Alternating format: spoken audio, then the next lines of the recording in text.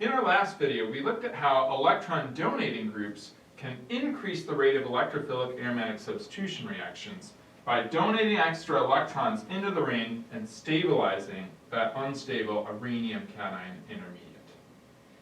In this video, we're going to look at electron withdrawing groups. So electron withdrawing groups will be anything that has a lot of electronegative groups that's going to be wanting to pull electrons towards itself and away from the ring. Right? So our trifluoromethyl group would be one good example, or a nitro group would be another good example.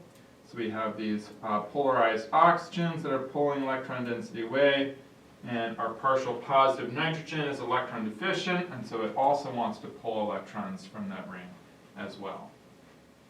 So all of our electron withdrawing groups share these same key features, right? They're either going to be electronegative, pulling electrons away from our ring, or electron deficient in the case of our nitrogen, in which case that also wants to try to pull that extra electron density away from our ring. In both cases, again, we're destabilizing that positively charged rhenium cation intermediate that's central to our electrophilic aromatic substitution reaction.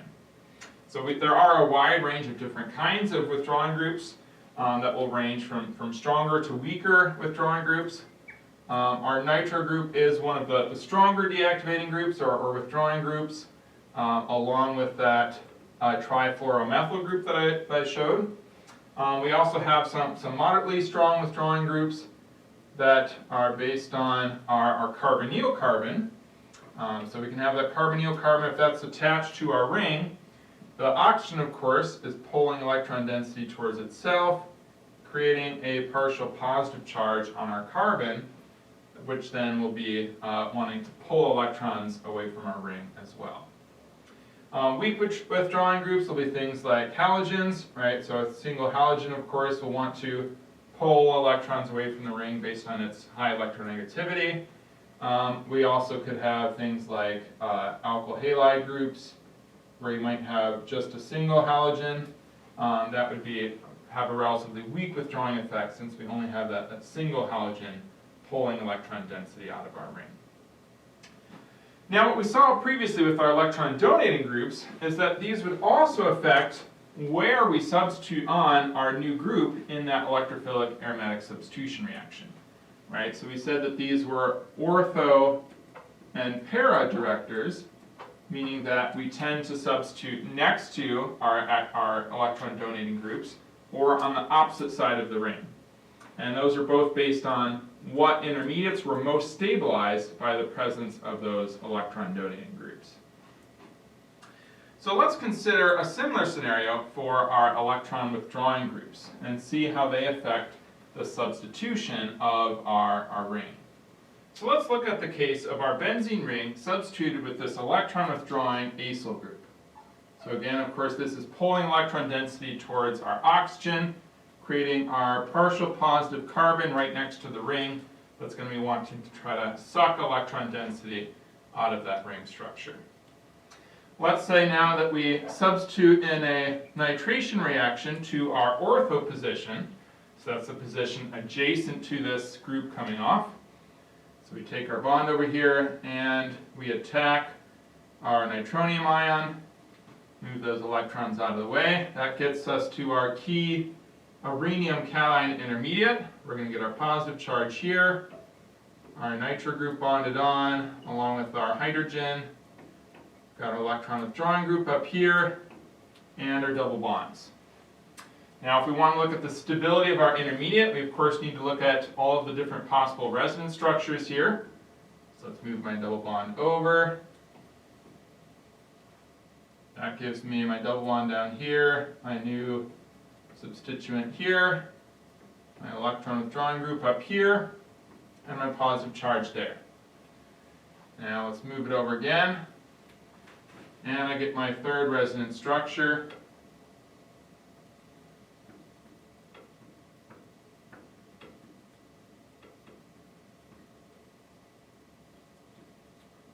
And we get our positive charge right here, which is adjacent to that electron withdrawing group and its partial positive charge.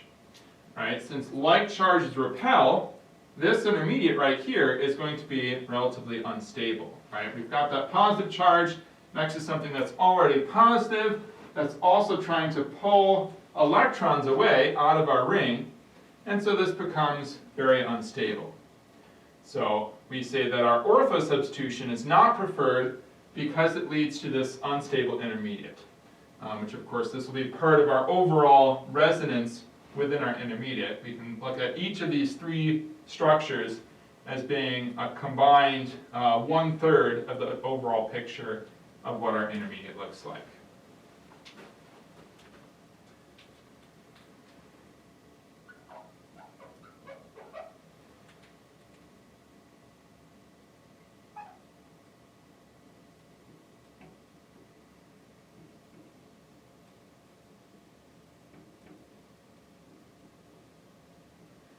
Now let's look at the scenario for our meta substitution pattern.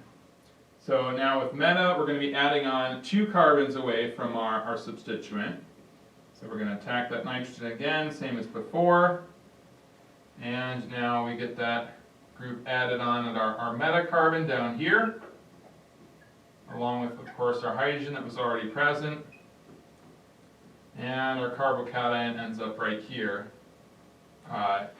between my new substituent and my old electron withdrawing group.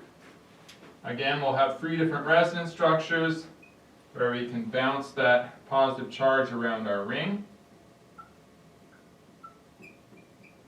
So our bond moved down here, our positive charge jumps up there as the electrons are moving down here to give that carbon extra electrons. And we can move it one more time. Our double bond shifts over, leaving a new positive charge at that bottom left position. Again, notice my positive charge is technically not moving, it's just my electrons are shifting around, leaving a new hole where then that positive charge ends up being created. So if I look at my 3 different possible resonance structures here, notice none of these have that positive charge on that same carbon right at my electron withdrawing group. Right? So all of these are better than this unstable structure up here in my ortho substitution pattern. And so that tells me that my meta substitution here is more likely than my ortho substitution when I have this strong withdrawing group on my ring. However, of course, we still don't know what our para substitution is going to look like. So let's look at that next.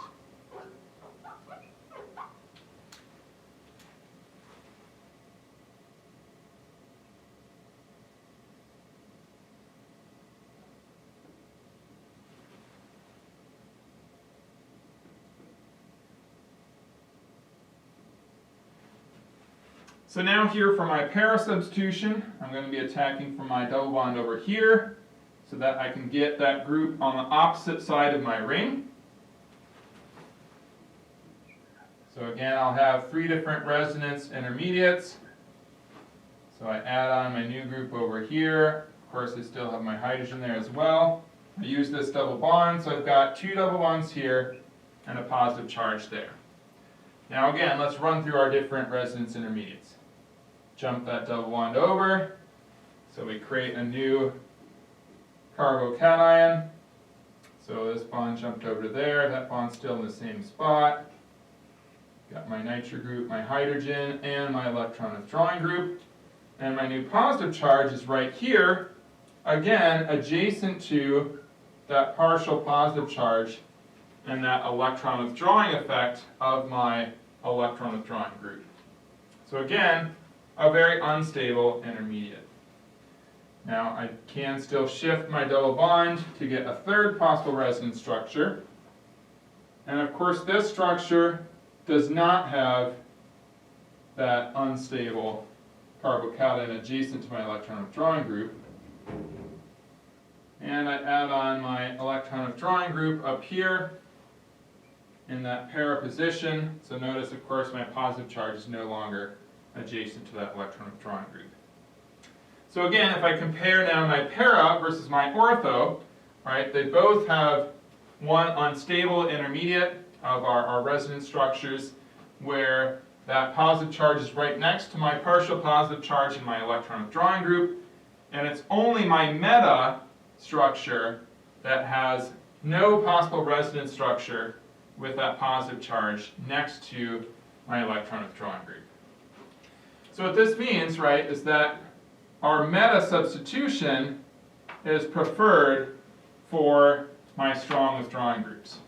And you could do the same thing for any strong withdrawing group, right? If I replace this with my trifluoromethyl group or with my nitro group, it would still look exactly the same, right? I would just have my nitro group here instead, right? So I'd have my nitrogen right there and my extra oxygen, and it would still have the same effect, where I'd still have a positive charge adjacent to the positive charge of my rhenium cation, and it would destabilize that ortho intermediate. So it really doesn't matter what that electron withdrawing group looks like. As long as we have that electron withdrawing group, we're always going to prefer to substitute in that meta position.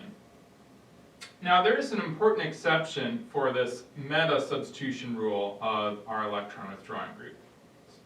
And this occurs for our weak electron withdrawing group of our halogens. So let's look at the scenario where we have our bromine substituted ring, and we're adding on a new substituent here. So if we add that to the ortho position, again we can draw our three possible resonance intermediates. We end up with our positive charge here. Got our bromine up here. As before, we can move that double bond around the ring to move our positive charge as well.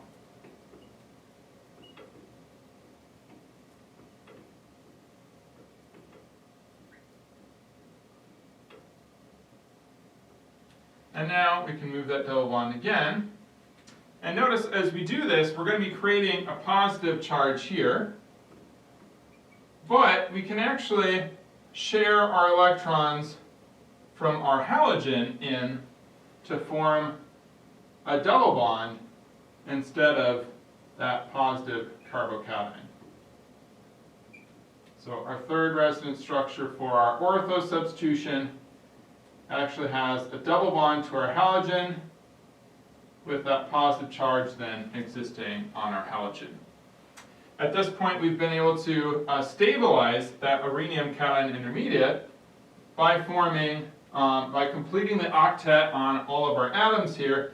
Now we do have our positive charge on the halogen, which is very unfavorable, but at least we've solved that octet problem that we have with our carbocations normally. So this represents a more stable intermediate overall compared to the typical intermediates that we see with that rhenium cation. Now if we look at our meta substitution here, we can look at each of our individual resonance structures to look at what our overall picture for our intermediate will look like.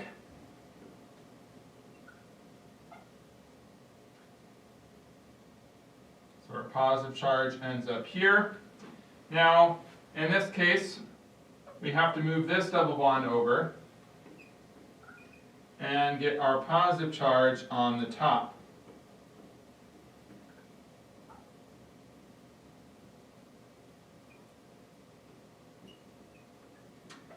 For both of these two intermediate structures that I've drawn here, notice that for neither of these can we bring our electrons down from the bromine to form a double bond, because we still have another double bond there, right? So that would end up with 5 bonds here, and we can't actually use those electrons then to help stabilize our carbocation like we did for our ortho substitution pattern.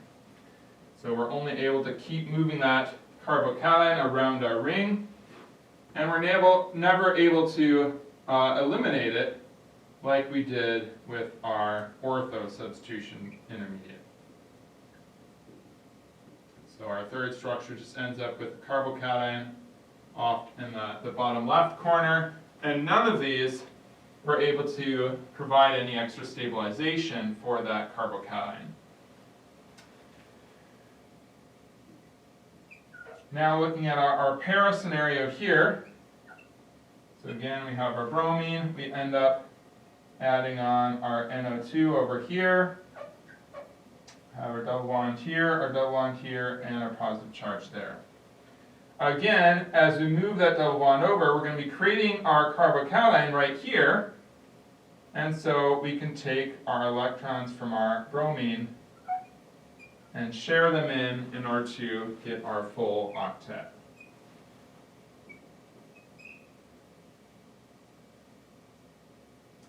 So now, instead of that positive charge, we again have, or the positively charged carbocation, we get our positively charged halogen, which at least still has the full octet, even though it's not happy with that positive charge. And then for our final resonance structure, we're going to move this double bond up, give our electrons back to our bromine, and that moves our carbocation down into the bottom end of our aromatic ring.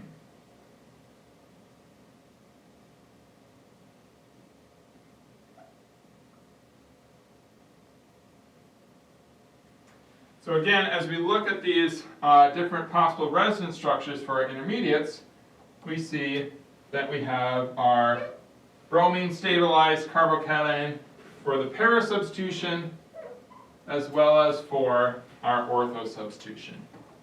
So for our halogen, even though it's electron withdrawing and therefore deactivating for our electrophilic aromatic substitution overall, it actually directs to that para or that ortho position.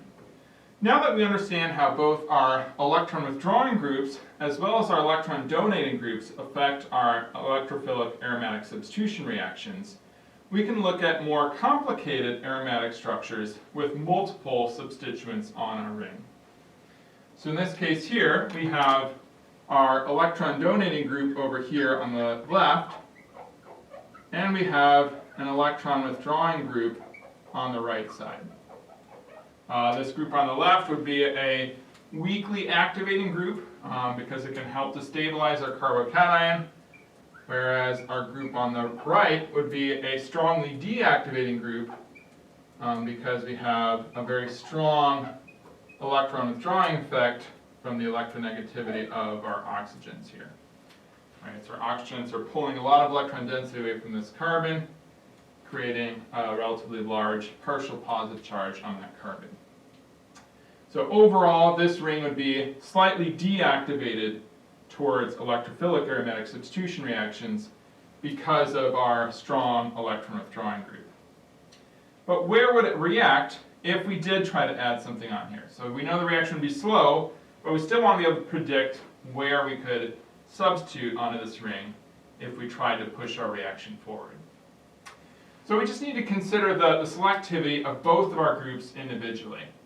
So as we just learned today, our electron withdrawing group will direct to the meta position relative to that electron withdrawing group. So this guy wants us to substitute here, or of course up here, except there's no hydrogen there to remove, so we can't substitute on this position. Our electron donating group is an ortho or para director. So it wants us to substitute at positions adjacent to that electron donating group, or on the opposite side of our ring from our electron donating group. Now that we've identified where each of our substituents would prefer for our new substituent to be added, we can compare that.